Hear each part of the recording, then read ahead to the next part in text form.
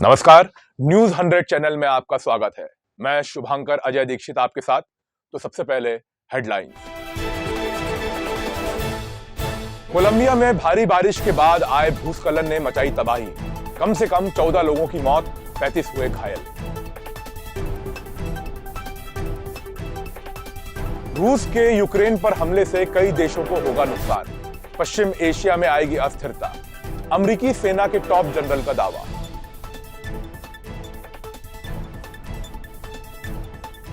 भारत के घरेलू मामले में पाकिस्तान ने अड़ाई टांग। इमरान के मंत्री ने हिजाब पर विवाद कर किया कमेंट। मोदी सरकार के खिलाफ उगला जहर। तो अब खबरें विस्तार से। पश्चिमी कोलंबिया के एक शहर के एक रिहायशी इलाके में भारी बारिश के कारण सुबह हुए भूस्खलन के कारण कम से कम 14 लोगों की मौत हो गई और अन्य 35 लोग घायल हो गए। अधिकारियों ने बताया कि परेरा नगर पालिका के रिसारल्डा में घातक भूस्खलन के बाद एक व्यक्ति के लापता होने की भी सूचना है। उन्होंने सचेत किया कि इलाके में भूस्खलन का खतरा बना हुआ है। उन्होंने लोगों से इस जगह को खाली कर देने की अपील की। भूस्खलन के कारण जो घर प्रभावित हुए हैं उनमें से अधिकतर लकड़ी के बने थे। बचाव दलों ने 60 से अधिक घरों को खाली कराया है। कोलंबिया के राष्ट्रपति इवान डुके ने मृतकों के परिजन के प्रति संवेदनाएं व्यक्त की हैं। मेयर कार्लोस माया ने मृतकों के आंकड़े की पुष्टि की है। उन्होंने लोगों से यह भी अपील की है कि भूस्खलन अब भी जारी है, ऐसे में लोगों के लिए सावधानी बरतना जरूरी है। Desk report news 100। अमेरिकी सेना के लेफ्टिनेंट जनरल एरिक कुरिला ने सांसदों को आगाह किया है कि अगर रूस यूक्रेन पर हमला करता है तो इससे सीरिया सहित पश्चिम एशिया में व्यापक अस्थिरता पैदा होने की आशंका है। उन्होंने स्पष्ट कहा कि ईरान, अमेरिका और इस क्षेत्र के सहयोगियों के लिए प्रमुख खतरा बना हुआ है। कुरिल्ला ने पश्चिम एशिया में शीर्ष अमेरिकी कमांडर के पद के लिए सीनेट में सुनवाई के दौरान सदन की सशस्त्र सेवा समिति से कहा कि चीन मध्य कमान क्षेत्र में अपनी ताकत बढ़ा रहा है और वहां किए जाने वाले खर्च का विस्तार कर रहा है। Desk report news 100। Pakistan Bharat के आंतरिक मामलों में टांग अड़ाने से कभी बाज नहीं आता। एक बार फिर उसने ऐसा ही किया है। इस बार पाकिस्तान भारत में हिजाब को लेकर चल रही बहस के बीच में कूद पड़ा। यह मामला देश के कर्नाटक राज्य का है।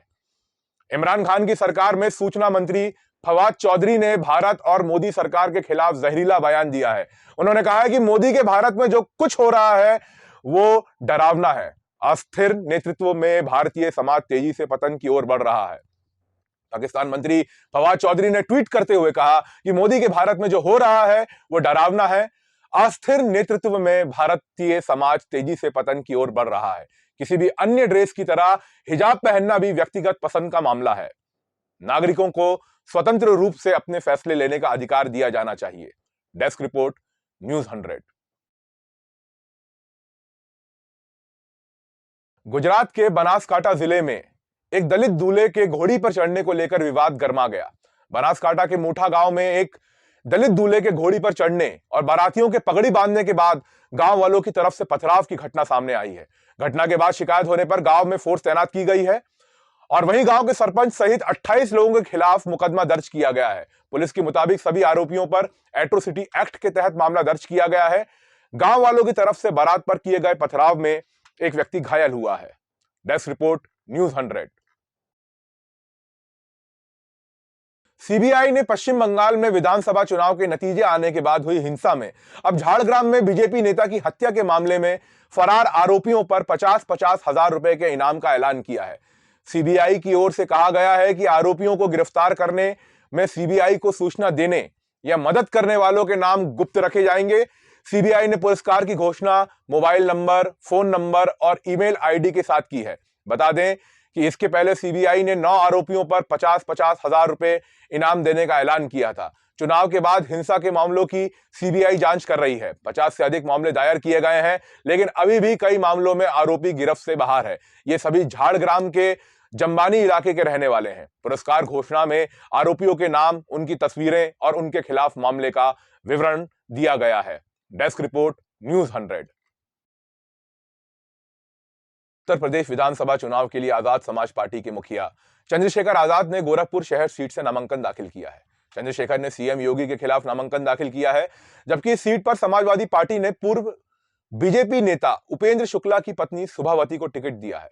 अपने नामांकन दाखिल महेश चंद्रशेखर ने चुनाव आयोग को बताया कि उनके खिलाफ कुल 16 आपराधिक मामले दर्ज हैं, जबकि उनके पास 44 लाख से ज्यादा की संपत्ति है। इस संपत्ति में उनकी पत्नी की भी हिस्सेदारी है।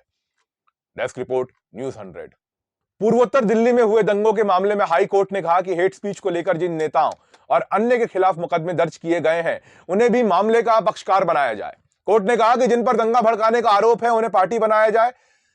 जस्टिस सिद्धार्थ मृदुल और अनूप जे भंबानी की बेंच ने कहा कि कई ऐसे लोग जिन पर कार्रवाई की मांग की है, उन्हें इस मामले में पक्षकार नहीं बनाया गया है। कोर्ट याचिकाकर्ताओं के वकील को समय देते हुए यह टिप्पणी की। Desk report, news 100। महाराष्ट्र की आर्थिक राजधानी मुंबई में एक दिल दहलाने वाली घटना सामने आई है, जहां एक पिता ने पिछले 10 सालों से लगातार बीमार चल रही अपनी पत्नी और विकलांग बेटी की चाकू से गला काटकर हत्या कर दी है। हैरान करने वाली बात यह है कि आरोपी ने खुद फोन कॉल के जरिए अपनी दूसरी बेटी को यह सूचना दी। घटना की सूचना मिलने पर पहुंची पुलिस ने दोनों शवों को कब्जे में लेकर पोस्टमार्टम के लिए भिजवा दिया है। फिलहाल पुलिस ने इस मामले में केस दर्ज कर आरोपी को गिरफ्तार कर लिया है। हालांकि पुलिस मामले की छानबीन में जुटी हुई है। Desk report, news 100। देश की राजधानी दिल्ली में केजरीवाल सरकार ने बड़ा फैसला लिया है। इस दौरान सीएम अरविंद केजरीवाल ने कहा कि साल 2015 से हमने सरकार बनने के बाद से शिक्षा, स्वास्थ्य, बिजली, पानी के क्षेत्र में बहुत काम किया है। हर जगह चर्चा है इस बात की। दिल्ली सरकार ने पहली बार इतने बड़े पैमाने पर कच्चे कर्मचारियों को पक्का किया जा रहा है, जहां देश में पक्के कर्मचारियों को कम किया जा रहा है। इस दौरान सीएम केजरीवाल ने कहा कि आज 700 कर्मचारियों को पक्का कर रहे हैं। आप लोगों को इस मिथ को तोड़ना है, ज्यादा काम करना है। मैं तो चाहता हूं कि दिल्ली के सभी विभागों में पक्के कर्मचारी हों, लेकिन हमारी शक्ति सीमित है। लेकिन हम केंद्र से बात करेंगे। मुझे आज बहुत खुशी हो रही है, जहां पर उन्होंने सभी कर्मचारियों को बधाई दी और कहा कि आप लोग खूब तरक्की करें। Desk report, news 100। महाराष्ट्र के पुणे और पिंपरी चिंचवड़ में सुबह से ही बिजली नहीं है। तकनीकी खराबियों की वजह से पुणे, पिंपरी चिंचवड़ और इसके आसपास के ग्रामीण इलाकों में बत्ती गुल है। महापारेषण के 2 अहम बिजली उपकेंद्रों में इलेक्ट्रिक सप्लाई करने वाले टावर लाइन में खराबी आ गई है। इस वजह से पुणेकरों को अंधेरे का सामना करना पड़ रहा है। बिजली गुल होने का असर वाटर सप्लाई पर भी पड़ा है। इससे कुछ इलाकों में वाटर सप्लाई में रुकावटें आई हैं। महापारेषण के लोणीकंद और चाकण, इन दोनों अहम 400 केवी अति उच्च दाब के उपकेंद्रों को इलेक्ट्रिसिटी सप्लाई करने वाले टावर लाइन में 5 जगहों पर खराबी आ गई है। Desk report, news 100। तो देश विदेश की ताजा खबरों के लिए बने रहिए चैनल न्यूज़ 100 पर।